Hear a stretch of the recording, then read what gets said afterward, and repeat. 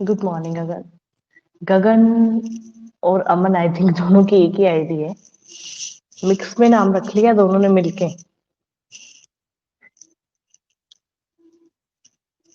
Good morning Ishita, good morning Nikita.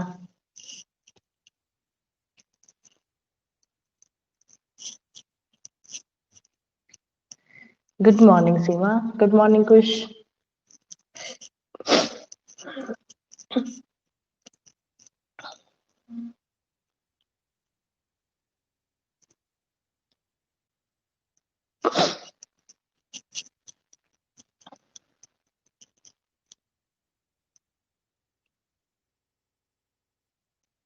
Good morning Gagan.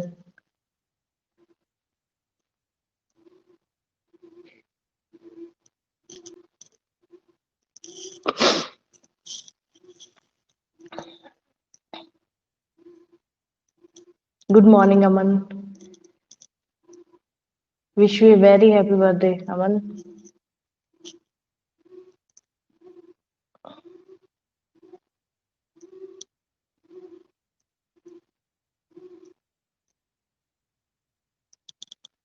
God bless you.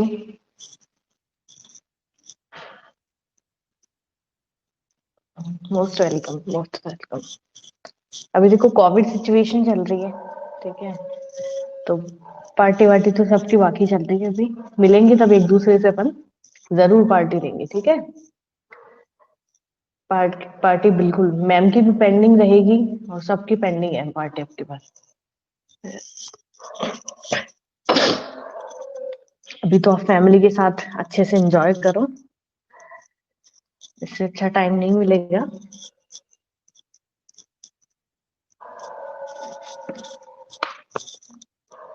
कोई दिक्कत नहीं है गगन, ठीक है।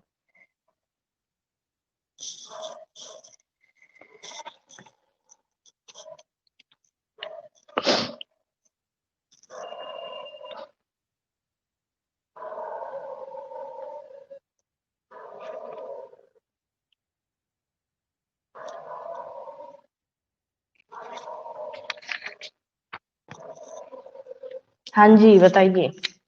पढ़ाई वढ़ाई कहाँ तक पहुंची अपनी पढ़ाई? जहाँ थी वही है या थोड़ा सा आगे वागे हुई है? बताइए। कुछ कह रहे मैम सब बढ़िया। पढ़ाई का बताना जरा, क्या पढ़ाई करी है? एक तो इतनी मतलब लास्ट वीक से अभी जो इस वीक में, सॉरी, इस वीक में तो जो ठंड का हो रहा है ना, बहुत ही बुरी हालत है ठंड की हर जगह, बहुत ज्यादा।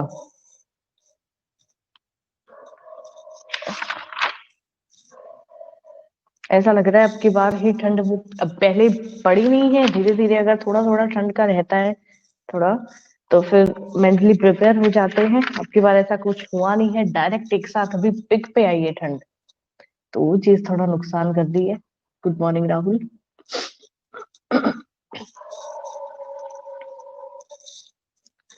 और थोड़ा आउटर एरियाज वगैरह है उनमें तो ज्यादा पता चलता होगा।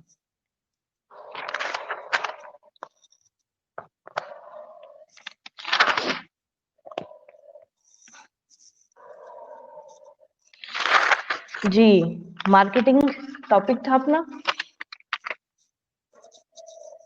इम्पोर्टेंस करवा रहे थे। इम्पोर्टेंस का एक पड़ाव पार कर लिया अपन ने, जो था अपना बिजनेसमैन और एंटरप्राइज के लिए क्या इम्पोर्टेंस है। सेकंड अपना है कंज्यूमर के लिए क्या इम्पोर्टेंस है, यही टॉपिक था। बताइए फटाफट बताओ।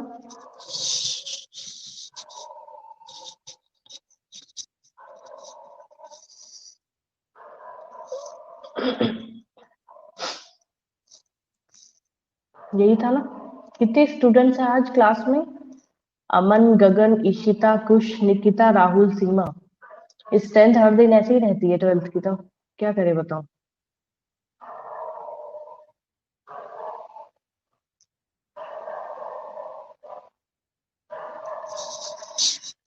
इम्पोर्टेंस ऑफ मार्केटिंग मैनेजमेंट, ठीक है, जिसमें कंज्यूमर के लिए इम्पोर्टेंस क्या रहता है मार्केट का, ये भी आई थिंक अपन ने डिस्कस कर लिया। कर लिया ये वाला डिस्कस हो गया है अपना, ठीक है, जिसमें अपन ने कुछ टॉपिक्स देखे थे। थर्ड अपना इम्पोर्टेंस फॉर द सोसाइटी, ये वाला पॉइंट अपना स्टार्ट करना। जी जी बिल्कुल, ठीक है। तो इस टॉपिक में सबसे पहले importance for the society, upon particular topic अपना क्या है, मार्केटिंग मैनेजमेंट को अपन डिस्कस कर रहे हैं, उसमें भी अपन importance of marketing management discuss कर रहे हैं, ठीक है। तो थर्ड अपना बनेगा यहाँ पे फर्स्ट अपना था इम्पोर्टेंस फॉर द इंटरप्राइजेस और बिजनेसमैन, और सेकंड अपना क्या था, इम्पोर्टेंस फॉर द कंज्यूमर, और थर्ड अपना बनेगा यहाँ पे इम्पोर्टेंस फॉर द सोसाइटी। उसके बाद लास्ट अपना इसमें रहेगा importance for the nation. Last class में मैंने आप लोगों को समझाया था, अगर ओवरऑल आपसे पूछा जाता है तो कोई सोसाइटी नहीं, कोई कंज्यूमर नहीं, जो जो पॉइंट्स आपको ध्यान में रह रहे हैं वो आपको नोट डाउन वहां पे करने हैं, ठीक है। अगर ऐसा होता है कि ओवरऑल आपसे ना पूछा जाए, ठीक है, और अलग अलग आपको पूछा जा रहा है कि इम्पोर्टेंस फॉर द कंज्यूमर आप डिफाइन कीजिए, तो फिर आपको सिर्फ और सिर्फ पर्टिकुलर उसी पॉइंट्स को देखना है, ठीक है। गुड मॉर्निंग दिशा, गुड मॉर्निंग संदीप जी। तो सबसे पहले अपन इम्पोर्टेंस फॉर द सोसाइटी की बात कर रहे हैं, ठीक है। कौन कौन से पॉइंट्स है वो आपके माइंड में क्लिक हो रहे हैं कि ये पॉइंट्स है, और ये पॉइंट्स अपने को सोसाइटी के लिए, सोसाइटी के वेलफेयर के लिए, सोसाइटी के लिए एक प्रॉफिट लेके आ सकते हैं, ठीक है। फिर मार्केटिंग की जब अपन बात कर रहे हैं तो मार्केटिंग का इंपॉर्टेंस सोसाइटी के लिए क्या रहने वाला है, बताओ सीमा। सोसाइटी का इंपॉर्टेंस सोसाइटी के लिए और क्या इंपॉर्टेंस रखता है मार्केटिंग जी। गगन कह रहे employment, very good. Sandeep employment, very good.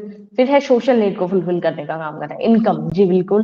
फिर है लिविंग स्टैंडर्ड इंक्रीज हो रहा है जी। कंज्यूमर और सोसाइटी दोनों में कभी भी आपको डिफरेंस नहीं मिलेगा, ध्यान से सुन लीजिएगा। कंज्यूमर जितने भी हैं, ठीक है, वो सोसाइटी से ही निकले हुए प्राणी हैं। तो कंज्यूमर के पॉइंट्स और सोसाइटी के पॉइंट्स ज्यादा हद तक आपको एक जैसे अगर आपको दिमाग में है तो वो लिख दीजिएगा, कोई गलत नहीं है। फिर लिविंग स्टैंडर्ड इंक्रीज हुआ है, कुछ कह रहे हैं increase employment, very good. Freedom, living standard, Seema कह रहे product according to consumer need, very good. तो ये बेसिक से पॉइंट्स है जो कि अपन कंज्यूमर के अकॉर्डिंग भी अगर लिख रहे हैं तो सेम टू सेम है, कुछ भी डिफरेंस इसमें नहीं मिलेगा।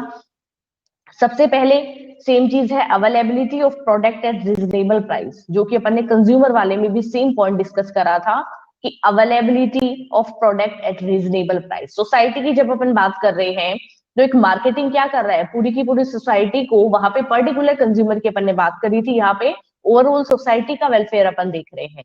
तो सेम है कि सोसाइटी को भी क्या चाहिए, एक अच्छा प्रोडक्ट है, एक अच्छा रिजनेबल प्राइस का और अच्छी क्वालिटी का प्रोडक्ट है, वो अवेलेबल करवाया जाए। सेकंड अपन यहाँ पे देख रहे हैं, बार बार जो एक बेसिक सा पॉइंट आप सबने यहाँ पे मेंशन करा है, एम्प्लॉयमेंट, ठीक है। तो इंक्रीज करता है एम्प्लॉयमेंट को। अब एम्प्लॉयमेंट को इंक्रीज करने का मतलब ये है सोसाइटी में से ही, ठीक है, ज्यादा से ज्यादा अगर इंडस्ट्री है, ऑर्गेनाइजेशन है, ये सब जब खुली हुई है, ठीक है, जैसे कि एडवर्टाइजिंग वगैरह का काम आप ले लीजिए, पैकेजिंग वगैरह का है, पर्सनल सेलिंग अपन करते हैं डोर टू डोर, तो इन सब में किनकी जरूरत पड़ती है भाई, लोगों की जरूरत पड़ती है, और वो क्या होते हैं, सोसाइटी के ही मेंबर। तो यहाँ पे कहा जाता है ओवरऑल क्या लेके आ रहा है अभी, एम्प्लॉयमेंट भी लेके आ रहा है, ठीक है, रोजगार। थर्ड यहाँ पे है क्रिएटिंग यूटिलिटीज। अब हर तरीके से अपन क्या कर रहे हैं, प्लेस को काम में लिया जा रहा है। पहले क्या होता था, देखो पहले क्रिएटिविटी और यूटिलिटीज का अपन ज्यादा ध्यान नहीं दे पाते थे, वो इसलिए था कंज्यूमर अपने बड़े सेटिस्फाई थे। कंज्यूमर अपने, एक तो ये था पर्टिकुलर एक ग्रुप था, मार्केट एरिया में कभी भी अपन डिवाइड नहीं करते थे। दूसरा ये था कि पर्टिकुलर एक ग्रुप है वो अपने को डिवाइड नहीं करना या अलग से मेंशन नहीं करना, ठीक है।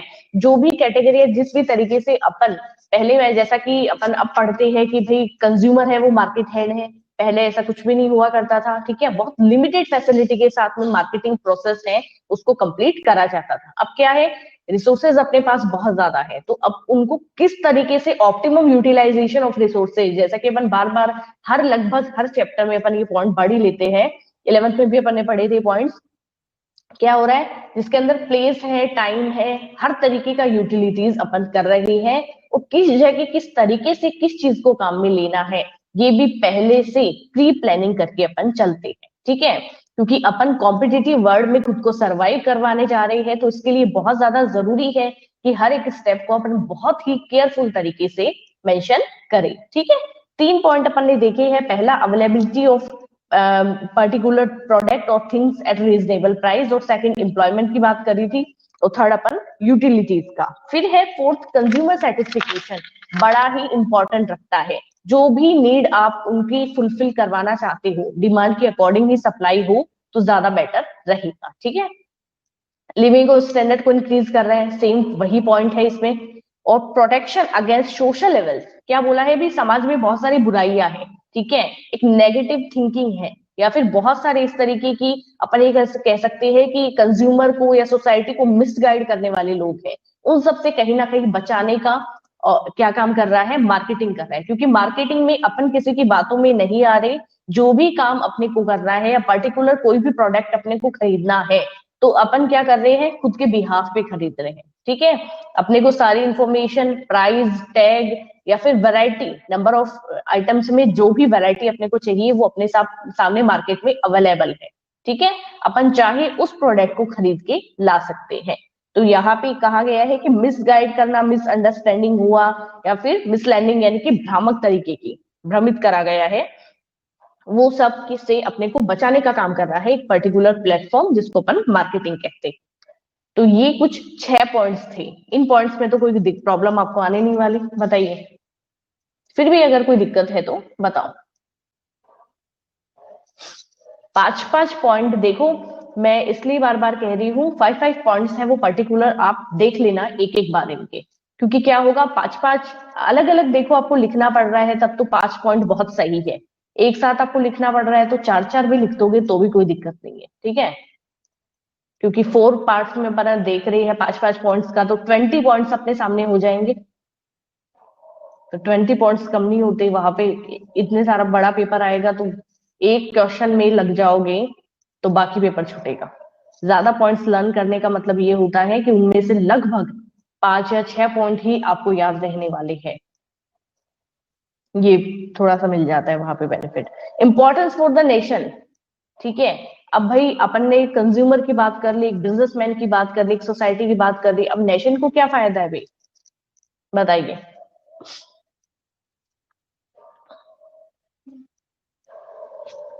क्या फायदा है भाई, अगर मार्केटिंग है या फिर बहुत अच्छी अच्छी इंडस्ट्रीज ओपन हो रही है, ठीक है, ऑर्गेनाइजेशन बहुत अच्छा तरीके से ग्रो कर रही है इंडिया के अंदर।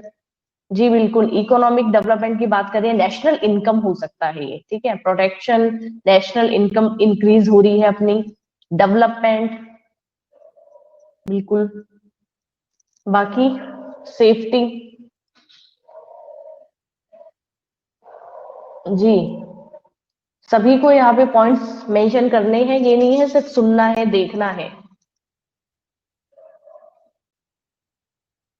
इंफ्रास्ट्रक्चरल डेवलपमेंट, वेरी गुड, ठीक है, ये बहुत सही पॉइंट है सीमा, वेरी गुड।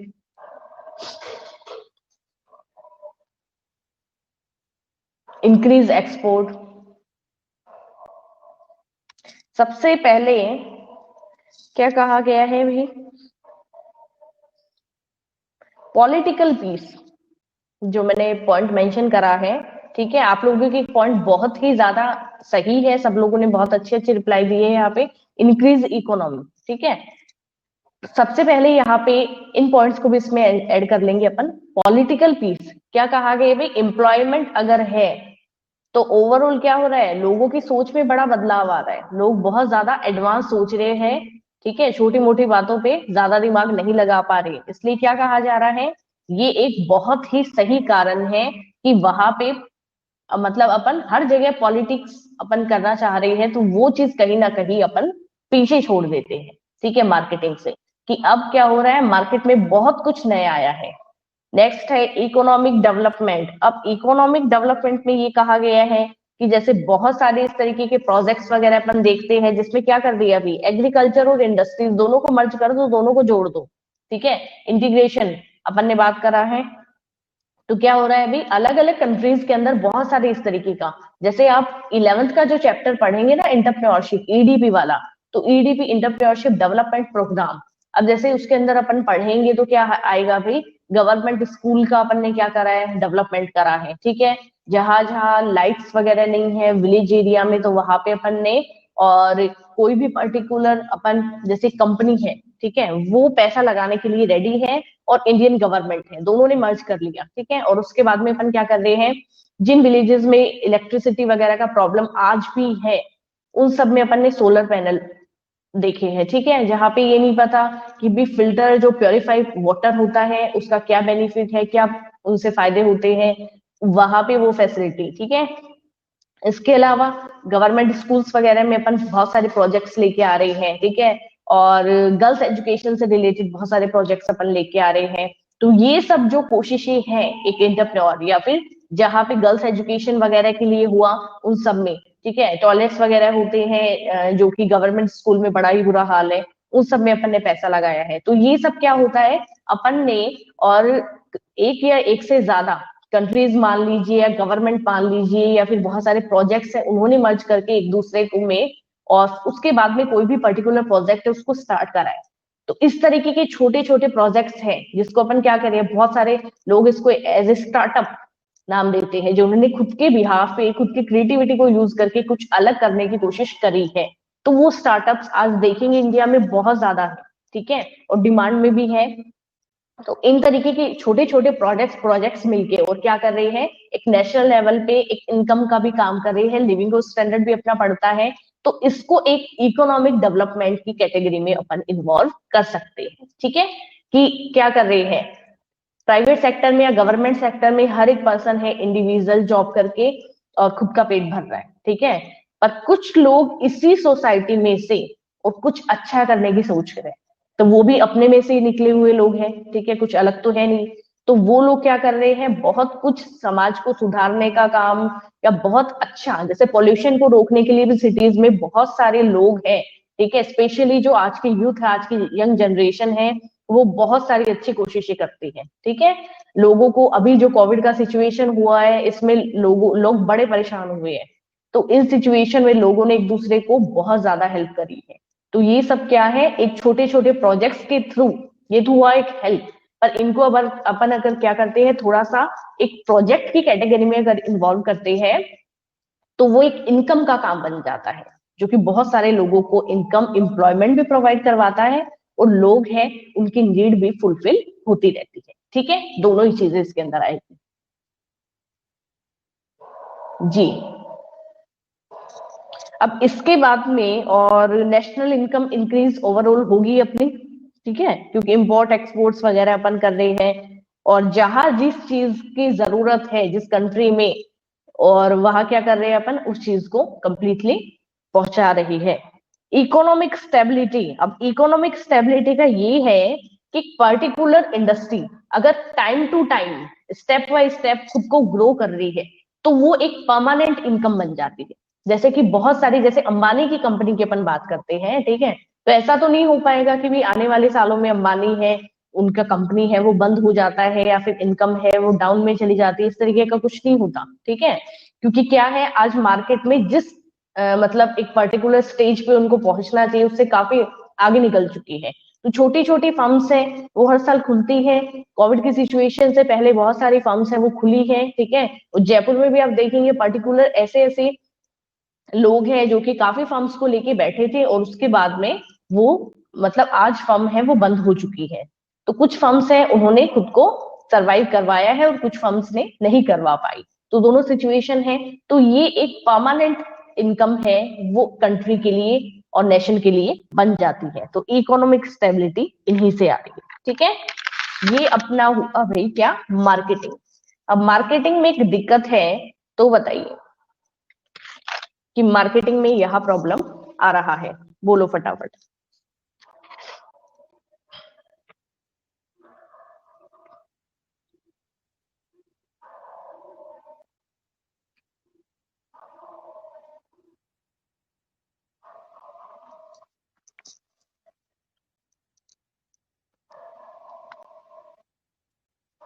जी। अब देखो, अब कोई भी यहाँ पे वो मत करना, एक बारी जिनसे पूछू वही बताना, ठीक है। एकदम अच्छे बच्चे बन के और बैठे रहो, जिन जिन का नाम लूं वो एक बारी बताना। सब सुन पा रहे हैं, कोई दिक्कत नहीं है किसी को? जी। दिशा सुन पा रहे हो आप? राहुल बताइए।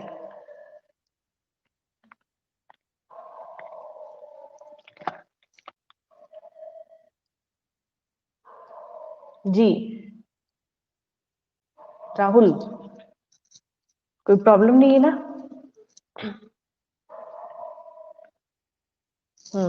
दिशा ये बताइए आप मुझे, वेयर हाउसिंग क्या होता है?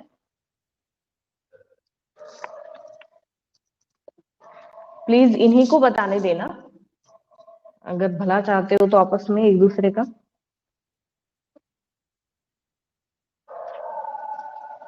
दिशा, वेयर हाउसिंग क्या होता है?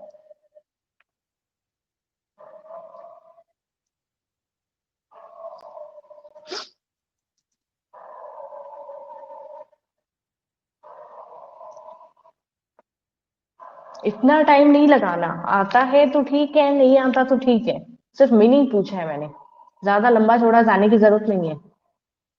बताओ। आता है तो ठीक है, नहीं आता है तो अपन किसी और से पूछ लेंगे, इतना सोचना क्यों है?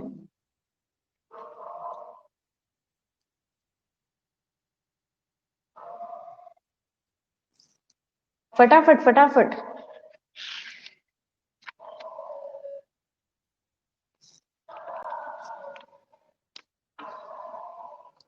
Where housing.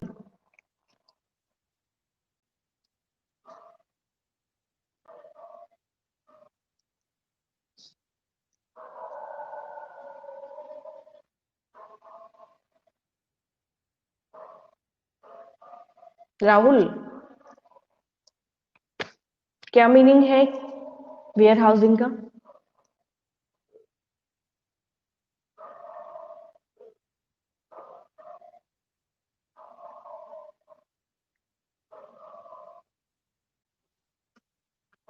मदद तो कर देंगे, मदद करने के लिए तो बहुत लोग हैं। नहीं पता? कुछ। आज ज्येष्ठा छुट्टी पे है शायद। कुछ बताइए।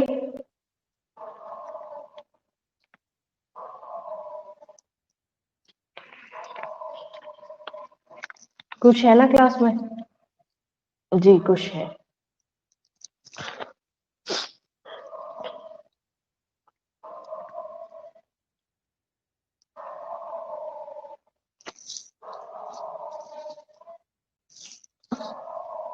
वहां पे वो एग्जाम में क्या करेंगे?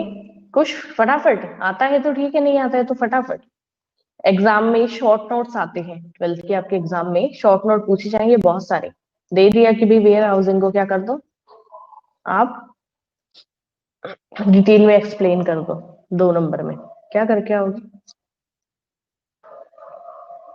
बताइए भी, कौन बताएगा? पहले ये बताओ कि कौन बताएगा।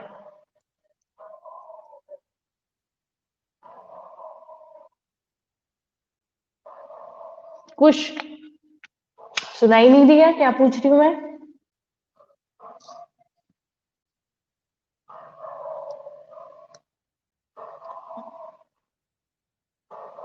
दोनों बता दो, चलो गगन आप भी बता दो, सीमा बताओ।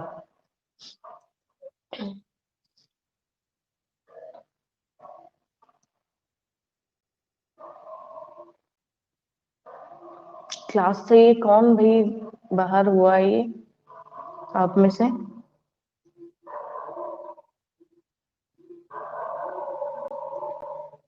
बिल्कुल। बिल्कुल। गगन ने कहा है building where we store goods. अगर हिंदी में बात करें तो गोदाम, बिल्कुल सही वर्ड यूज करा है सीमा। और इंग्लिश में अगर इसकी बात करें अपन तो स्टोरिंग द गुड्स।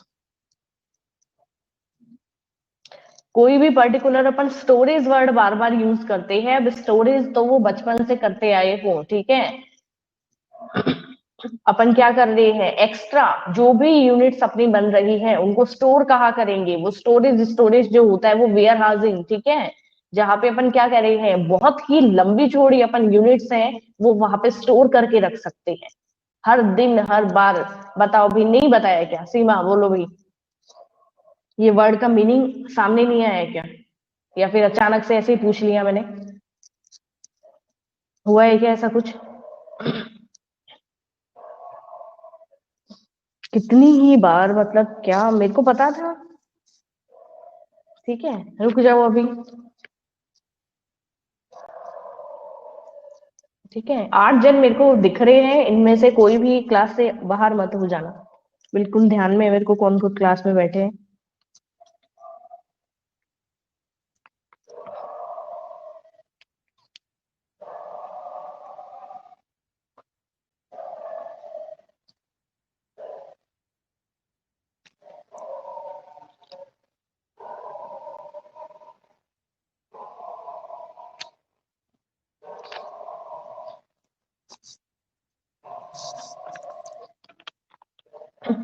जी, दिशा, वापस आओ एक बार।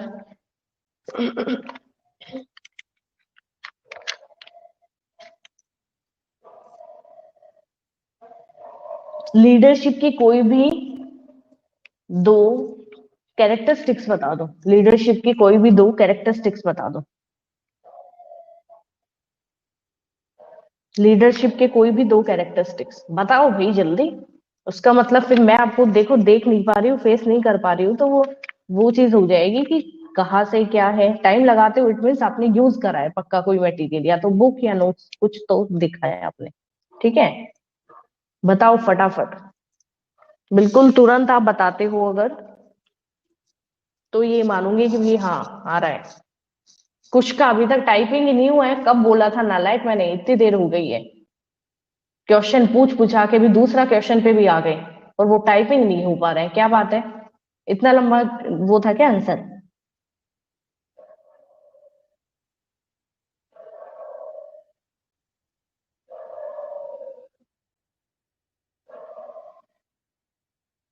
राहुल, दिशा को पूछा मैंने। मेरी आवाज नहीं आ रही क्या भाई, किसको नहीं आ रही मेरी आवाज, बताना जरा। कहाँ प्रॉब्लम आ रहा है साउंड में।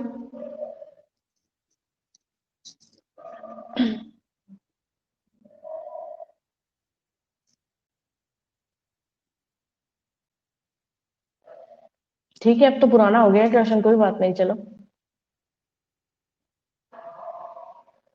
राहुल, आपने ये कहा था, ओ किसी में, राहुल आपने ये कहा था फॉलोवर्स, ठीक है, तो फॉलोवर्स को डिफाइन कर दो, क्या है फॉलोवर्स, क्या होते हैं।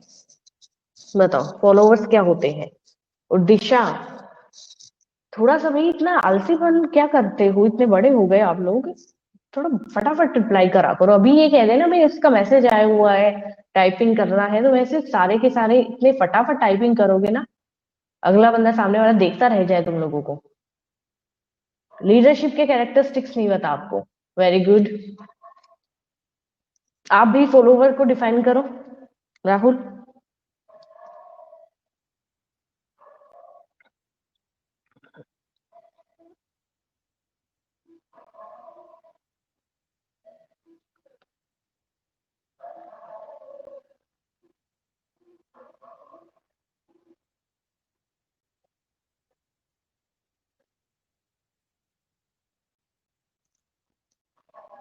कुछ इजी लैंग्वेज में एमबीओ, मैनेजमेंट बाय ऑब्जेक्टिव, बहुत ही इजी लैंग्वेज में, आधी लाइन लिखोगे तो भी चलेगा। बस एमबीओ का मीनिंग बता दीजिए कि इजी से लैंग्वेज में मैनेजमेंट बाय ऑब्जेक्टिव क्या है। बताओ, मैंने इससे इजी कुछ होगा क्या कि मैंने ये पूछा था कि लीडरशिप के, ठीक है, आप कोई भी एनी टू कैरेक्टरिस्टिक्स, ठीक है।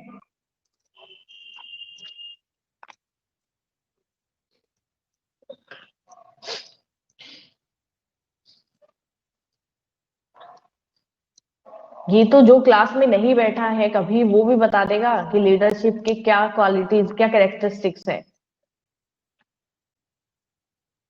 जो ग्रुप में लीडर को काम करने में सपोर्ट करे, वो क्या है। मैनेजमेंट बाय ऑब्जेक्टिव एमबीओ है वो। राहुल, किस चीज के डेफिनेशन बता रहे हो आप, बताओ।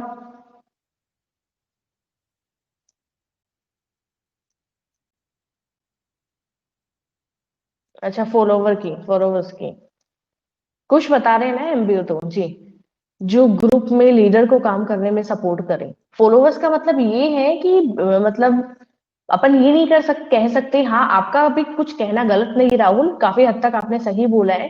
पर पर्टिकुलर जब फॉलोवर को अपन देखते हैं तो थोड़ा सा अपन ये मान के चलेंगे कि एक लीडर होता है तो फॉलोवर्स वो है जो कि उसको फॉलो करने का काम कर रहे हैं। ठीक है, जो कि मतलब जो भी जिस तरीके से भी एक लीडर है वो इन्फ्लुएंस करने का काम करता है हमेशा, तो उनकी बातों से कितना हद तक अपन इफेक्ट अपने में आया है, तो वो फॉलोवर्स वो जो उनको फॉलो कर रहे हैं। ठीक है, और फॉलो करने का मतलब ये नहीं है उनका पीछा कर रहे हैं। फॉलो करने का मतलब हर एक स्टेप पे उनको सुना जा रहा है। ठीक है, तो विदाउट फॉलोवर्स तो एक लीडर है वो कुछ लीडर का मीनिंग ही नहीं है। तो फॉलोवर्स बहुत ज्यादा जरूरी है। Personal management where managers and employees work together. MBO.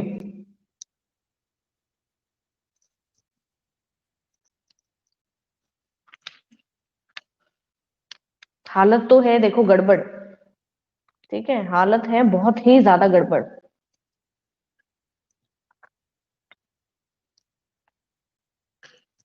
दिशा, ये बताओ, सुन रहे हो क्या? पहले तो ये बता दो कि सुनाई दे रही है मेरी आवाज कि नहीं दे रही।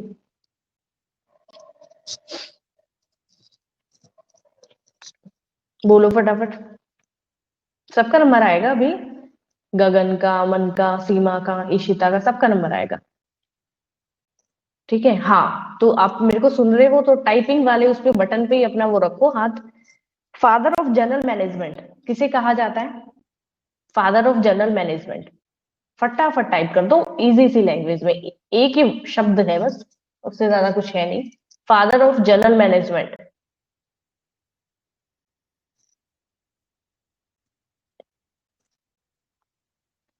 आता है तो यस। यस मतलब आप टाइपिंग कीजिए, और नहीं आता है तो नो टाइप करो फटाफट। ठीक है, फिर इतनी देर में इतने महारथी हैं, दिशा के अलावा कोई आंसर बताएगा नहीं। बिल्कुल, कुछ आपका भी नंबर आएगा, पहले दिशा को दे दे मौका। ठीक है, बताइए फादर ऑफ जनरल मैनेजमेंट।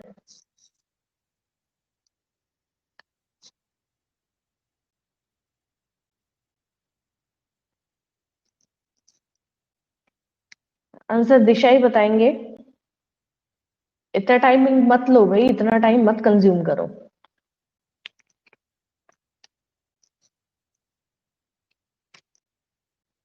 नहीं आ रहा दिशा, सेंट्रलाइजेशन क्या होता है?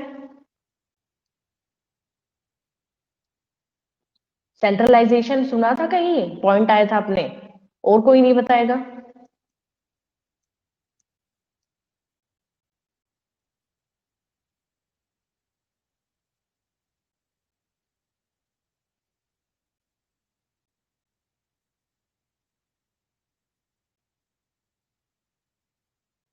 सेंट्रलाइजेशन क्या होता है दिशा?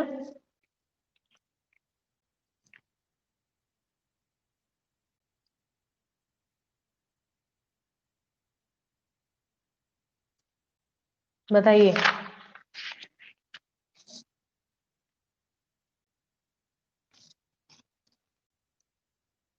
जल्दी। इशिता, ये बताइए आप, साइंटिफिक मैनेजमेंट थ्योरी किसने दी थी? साइंटिफिक मैनेजमेंट थ्योरी, फटाफट इशिता। Scientific management theory. एक कुछ का टाइप ही नहीं होता, इतना टाइपिंग ही टाइपिंग शो करता रहता है। दिशा, आ रहा है या नहीं आ रहा? Centralization. Ishita, scientific management theory. जो आपसे पूछा जाए सिर्फ आप वही बताइए, कुछ एक्स्ट्रा क्वेश्चंस में अपनी भागीदारी ना दें। जी।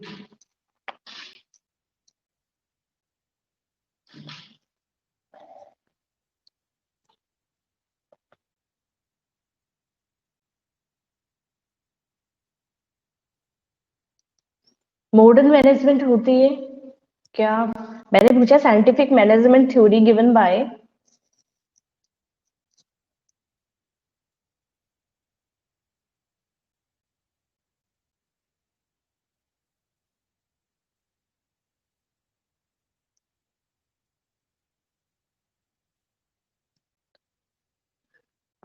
दिशा एक तो करो थोड़ा जल्दी टाइप, ठीक है? इतना आप एक क्वेश्चन में 5 से 7 मिनट तो आप अकेले ले जाते हो, बताओ बाकियों का नंबर कब आए?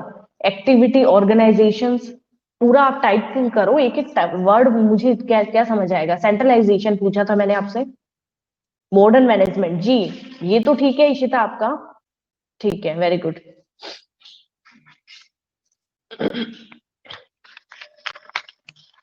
निकिता,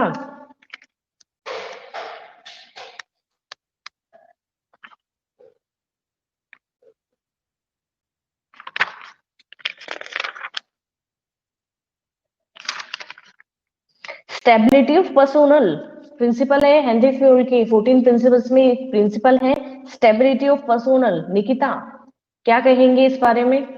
अगर 1 नंबर में पूछा जा रहा है स्टेबिलिटी ऑफ पर्सोनल को, आप 1 या 2 नंबर में डिफाइन करो, क्या लिखेंगे?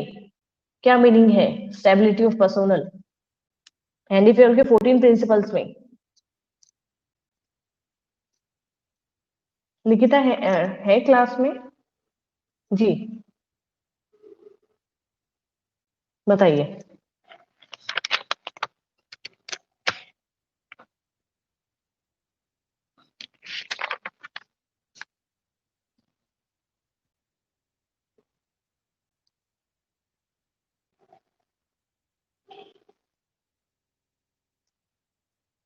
सीमा, लिबरलाइजेशन में क्या कहेंगे? लिबरलाइजेशन काफी बारी इन सालों में ये क्वेश्चन आया है आप लोगों के लिए। लिबरलाइजेशन के लिए आप क्या कहना चाहेंगे? ज्यादा लंबा चौड़ा है ही नहीं, एक ही नंबर में या एक ही लाइन का अपन कह सकते हैं, 1 मार्क का ही है ये लिबरलाइजेशन। निकिता कह रहे हैं जिसमें इसमें जिस पर्सन को जो काम आता है उसे वही जॉब दी जाती है, स्टेबिलिटी ऑफ पर्सोनल। संदीप आप बताइए स्टेबिलिटी ऑफ पर्सोनल को। सीमा कह रही है removing of trade barriers and policy implement in 1999, very good, ठीक है। और making the economy more marketing, service oriented and all facility.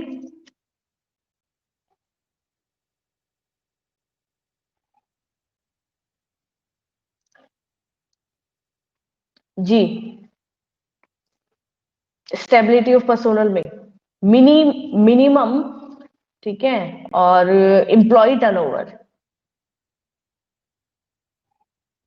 अगर अपन ये देखते हैं, बिल्कुल सीमा, इंक्रीज प्राइवेटाइजेशन। अगर निकिता अपन स्टेबिलिटी ऑफ पर्सोनल में ये चीज देखेंगे कि जिस पर्सन को जो काम आता है उसे वही जॉब दी जाती है, तो अपन डिवाइडेशन ऑफ वर्क में क्या करेंगे?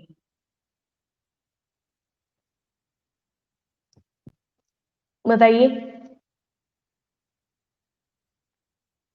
जी तो इसमें अपन ये नहीं कह सकते कि इस वो छोड़ के ना जाए, इस डर से अपन उसको जो काम आता है उसे वही जॉब दी जाती है, नहीं नहीं। अपन आप थोड़ा सही जा रहे हो, पर आपने थोड़ा कहा जो लिखा है वो थोड़ा सा गड़बड़ हो गया। मीनिंग आपका ठीक है ये, जी वो डिवाइडेशन ऑफ वर्क है, जिसको जो काम आ रहा है, जो टास्क आ रहा है, उसको अपना स्किल के अकॉर्डिंग अपन क्या कर रहे हैं, टास्क डिवाइड कर रहे हैं। जी बिल्कुल, सजेशन वगैरह अपन ले रहे हैं, और सारी की सारी वर्क एनवायरनमेंट पॉलिसीज जो है वो उनके फेवर में जा रही है, सबसे मेन चीज ये है, ठीक है। दिशा, पहले वाला रिप्लाई अभी तक नहीं मिल रहा है, क्या बात है भाई? या तो क्या होता है कि रिप्लाई देने का कोई मतलब नहीं महसूस हो रहा, ताकि उसका कंट्रीब्यूट हो, ठीक है, उससे सभी फ्रेंडली लगे। बिल्कुल, अगर फ्रेंडली एनवायरनमेंट, पॉजिटिव एनवायरनमेंट रहेगा, तो कोई भी पर्टिकुलर एम्प्लॉय है, वर्कर है, वो क्यों छोड़ के जाएंगे?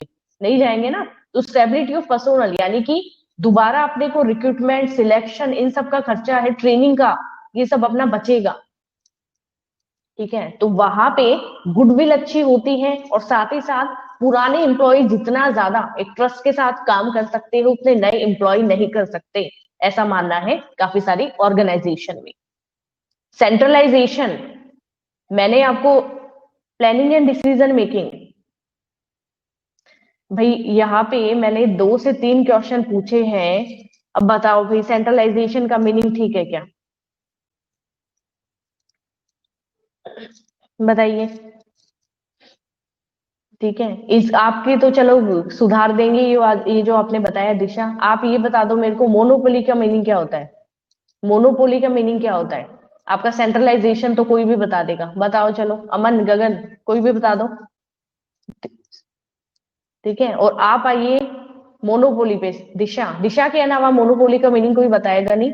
आप तो सेंट्रलाइजेशन को सुधारो, बाकी सब तो मिलके। मोनोपोली पे आओ भाई। दिशा, मोनोपोली का मीनिंग बताओ, क्या होता है मोनोपोली? और बताओ फटाफट, जितना एक्टिवली ये स्टूडेंट्स रिप्लाई करते हैं ना, उतना ही जल्दी रिप्लाई आपका आना चाहिए। ये देख लो, मोनोपोली का मीनिंग बता दो। सीमा ने कहा है सेंट्रलाइजेशन के लिए work done under state. Very good.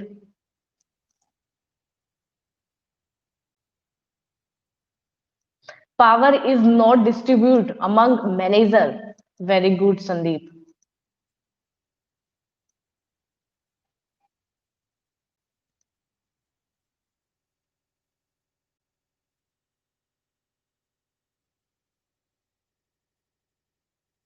बताइए। Centralisation meaning keeping powers and authority top level की हाथ में ही होती है। बिल्कुल, वो अपने हाथ में ही रखते हैं, किसी को यहाँ पे डिस्ट्रीब्यूट नहीं करा जा रहा। ठीक है। गगन कह रहे हैं decision taking only top management. Very good. Selling a unique product. Monopoly. अब भाई मोनोपोली को भी थोड़ा सा सुधारो फटाफट। एक लाइन में अगर अपन देखें मोनोपोली, सिर्फ एक लाइन में, उससे ज्यादा नहीं जाना अपने को। ठीक है, तो क्या कहेंगे मोनोपोली के लिए फटाफट? एकाधिकार, एक का अधिकार। सेलिंग ए यूनिक प्रोडक्ट, ये अपन नहीं कह सकते Disha. One seller and few buyers. ठीक है, अपन ये कहेंगे यहाँ पे one seller and few buyers, वहां पे मोनोपोली होगी।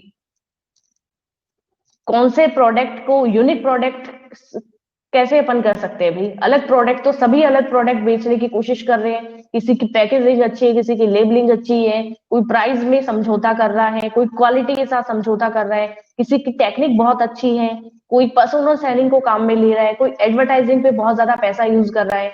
तो ये यूनिक प्रोडक्ट कैसे बेचना हुआ? Single ownership. Very good. तो कहीं भी ऐसा एक भी आंसर ऐसा हुआ कि आपने बहुत ही अच्छी तरीके से उसको दिया हो आंसर को? ठीक है, मेरे को तो देखो पता है कौन कितना पढ़ पा रहा है।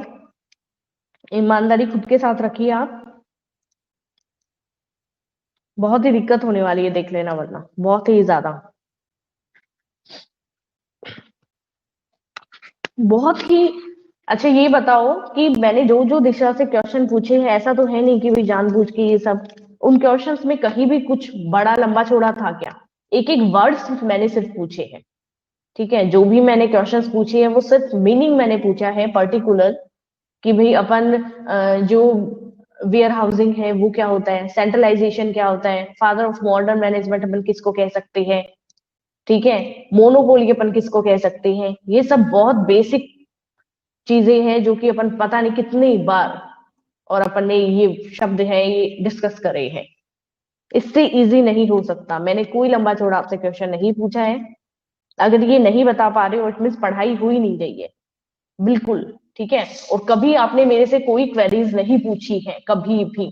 ठीक है, क्वेरीज कभी भी आई है तो मैं बिल्कुल आराम से बता सकती हूँ। सीमा ने मुझसे काफी क्वेरीज पूछी है। ठीक है, अमन और गगन ने मुझसे काफी क्वेरीज पूछी है। इसके अलावा संदीप है, वो क्लास में मुझसे क्वेरीज पूछ लेते हैं काफी बारी। ठीक है, यशराज की भी क्वेरीज होती है इन दिनों में, और यशराज काफी सही नंबर लेके आएंगे, ये भी मैं गारंटी दे रही हूँ। बाकी कोई क्वेरीज किसी की तरफ से भी कभी नहीं आती। मुझे नहीं पता कि क्या पढ़ रहे हो क्या नहीं पढ़ रहे, पर कभी, ठीक है, और स्पेशली चलो निकिता है, ईशिता है, ये लोग कवर कर लेंगे, इनका कोई टेंशन नहीं है। ठीक है, और दिशा आपको बहुत जरूरत है। आपने कभी भी कोई क्वेश्चन पलट के ये नहीं पूछा कि मैम इसमें 4 ही पॉइंट क्यों करवा रहे हो, 6 क्यों नहीं करवा रहे। ये बच्चे कम से कम इतना तो पूछ लेते हैं। कैसे काम चलेगा बता दो? कि मैम ऐसे पढ़ लेंगे या फिर एक दवाई है इसको पी लेंगे एग्जाम से पहले? बताओ भाई कैसे काम चलेगा।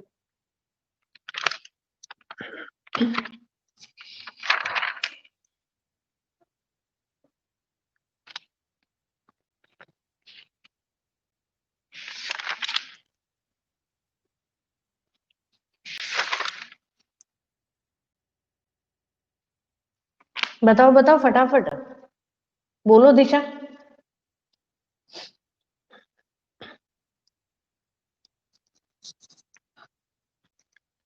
अलग से कुछ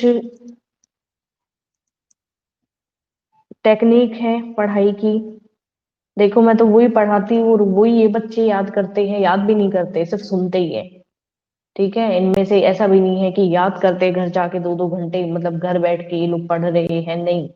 इनमें से बहुत कम ऐसे हैं जो कि रिपीट करते हैं, बाकी एक एक बार सुन लिया इनको दिमाग में, क्योंकि अपन बहुत ही ज्यादा इन चीजों को रिपीट कर रहे हैं। एक एक पॉइंट को अपन बहुत बार रिपीट कर चुके हैं। तो अब तो वो दिक्कत आनी नहीं चाहिए, पूरा साल निकल गया है। ठीक है, बोलो फटाफट बोलो, जल्दी।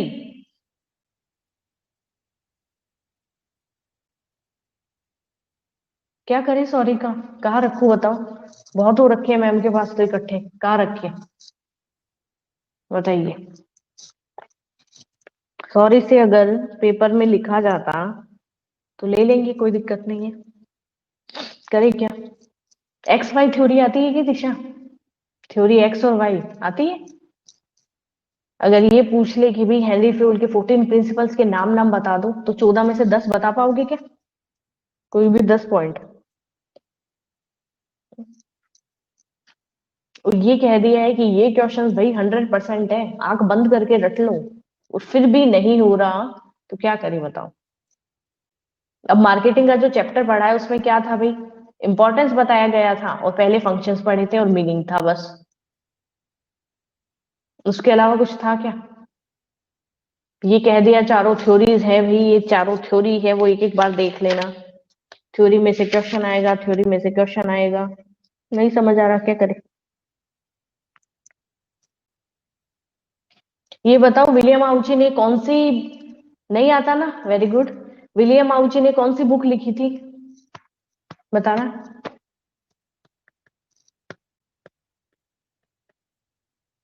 क्या नाम था भाई बुक का? दिशा, बहुत सारे महानुभाव हैं ऐसे जो कि क्लास में इधर उधर ऐसे पढ़ाई हो रही है उनकी भी। राहुल, सच सच बताना भाई, पढ़ाई वढ़ाई हुई है नहीं हुई, क्या कर रहे हो, कितना करा है?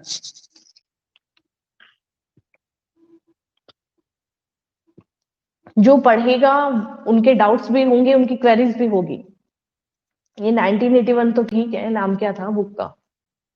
जो पढ़ेगा वो तो पलट के क्वेश्चन भी पूछेगा।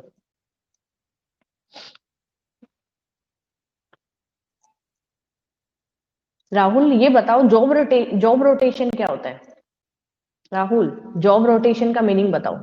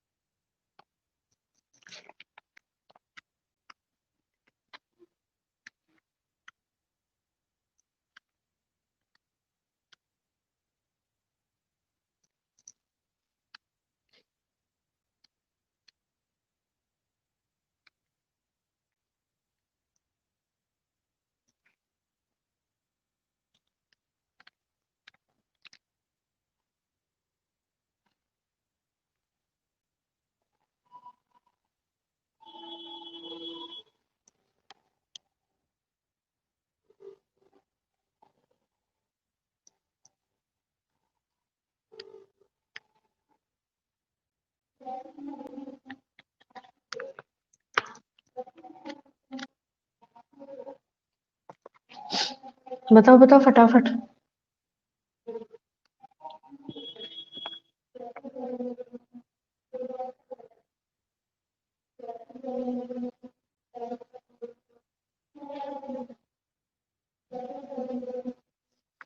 प्रिंसिपल्स ऑफ मैनेजमेंट में बताए थे ना 14 प्रिंसिपल्स, आप तो बताते जाओ जिसको जो जो पूछा है। 14 प्रिंसिपल्स मैंने कहा था।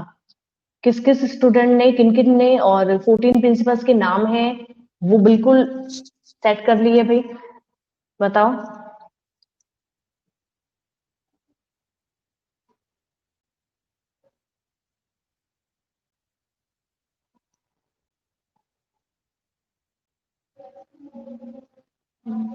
एम्प्लॉयज को एक टाइम के बाद उनके काम से रोटेशन करते हैं। हाँ सीमा, बिल्कुल बताइए। 14 प्रिंसिपल्स।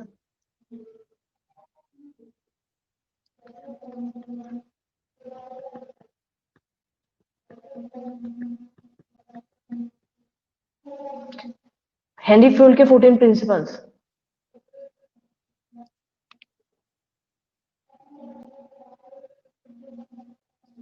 बिल्कुल। राहुल, दिमाग तो चलता है, पढ़ाई नहीं करते बस। दिमाग तो क्लास में भी चलता था, कहती नहीं थी मैं कि बैठता नहीं किताब को लेके, बाकी दिमाग तो है। बिल्कुल, थोड़ा सा ध्यान दो राहुल, बहुत अच्छे नंबर आएंगे। ठीक है, एक बार सुनने के बाद में दोबारा जरूरत पड़ती नहीं है आपको। जी, जापानीज कंपनी में। सबसे पहले, जी Seema, division of work, specialisation, authority, responsibility, discipline, unit of command, unit of direction.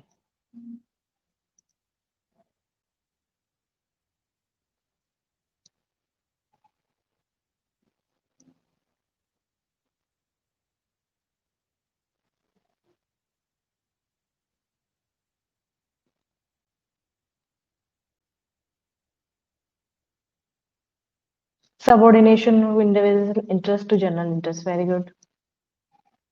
Remuneration, scalar chain.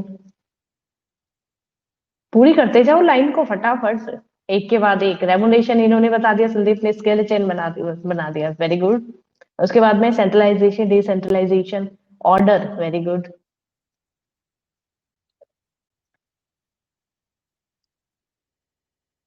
Equity, very good. Principle of order, equity, ठीक है। जी, इक्विटी, इक्विटी।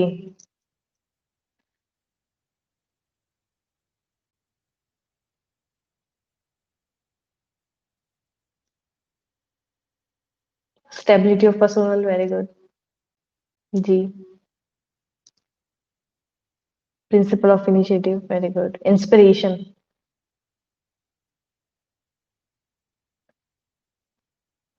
क्या बच गया अपना? Split the crops.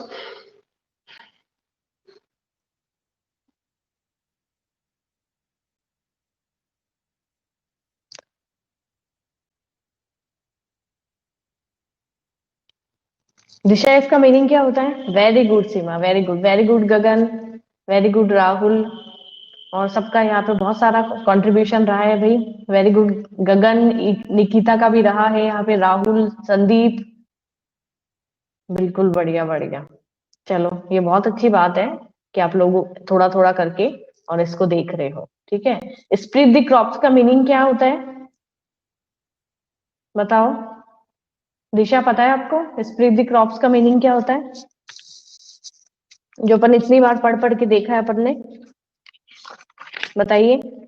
Easy C language में बात करें कि स्प्लिट द क्रॉप्स का मीनिंग, बताइए फटाफट। क्या करेंगे अपन मीनिंग?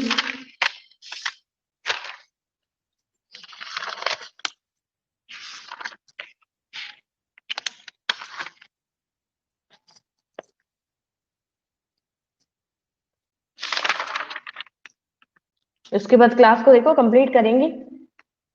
इंग्लिश की क्लास लेनी है फिर सभी स्टूडेंट्स को, लेट नहीं कर सकती मैं। मीनिंग बताओ फटाफट, फिर मैं क्लास को एंड करूं। ठीक है।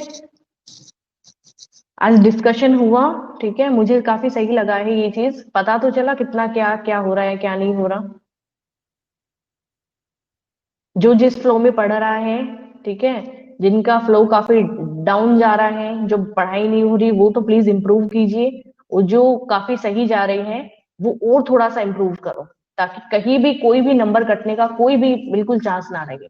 ठीक है। अपने को बहुत अच्छे तरीके से कवर करना है हर एक चैप्टर को, हर एक पॉइंट को। और अभी तो 3 चैप्टर कम हो गए, बहुत ज्यादा लोड है। एक्स्ट्रा लोड वाले जो चैप्टर थे ना सीमा, वो सब आपके निकल गए हैं। तो अब तो इजीली कुछ बचा ही नहीं है फील्ड में, ये देख लो अब। ठीक है, जो नंबर कटवाने वाले जो आपके चैप्टर्स थे वो निकल गए अब की बार। फिर फ्री करते हैं भाई स्टूडेंट्स को। दिशा यहाँ पे बता दे स्प्लिट द क्रॉप्स, और बाकी सभी फ्री है, कोई दिक्कत नहीं है।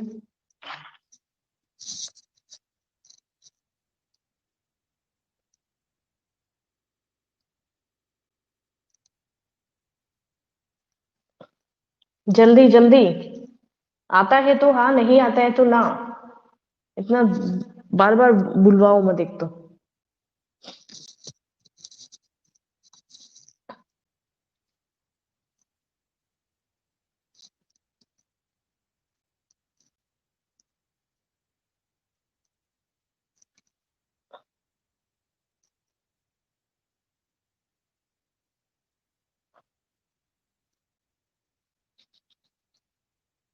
Numbers of group, very good. बताओ भैया स्प्लिट द क्रॉप्स क्या होता है, बता दो फटाफट। वेरी गुड वेरी गुड, देखो क्या होता है, देखो team work team work team work.